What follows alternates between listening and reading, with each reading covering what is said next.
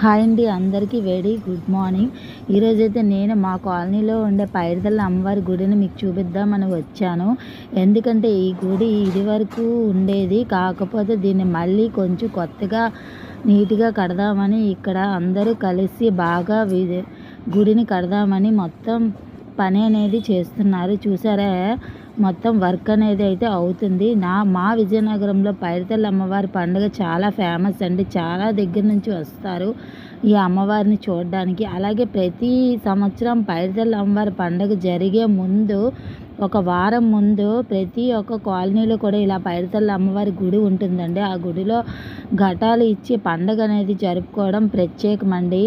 నిజంగా పైడితల్లి అమ్మ దీవెనలు తప్పకుండా అందరికీ ఉండాలని నేను కోరుకుంటున్నాను. ఆ అమ్మని చూస్తేనే చాలు అందరికీ మంచి జరుగుతుందని ఒక నమ్మకం. గుడి చుట్టూ మొత్తం అంతా నీట్గా ఇలా ప్లాంట్స్ వేసి బాగా తయారైనది చేస్తున్నారు. నిజంగా చాలా అయితే చాలా బాగుంది. నిజంగా మా తల్లి దీవెనలు మీకు అందరికీ తప్పకుండా ఉండాలని కోరుకుంటున్నాను. మా తల్లి అమ్మవారిని చూసి ఒక లైక్ ఇవ్వండి, తప్పకుండా మీకు మంచి జరుగుతుంది. Thank you all.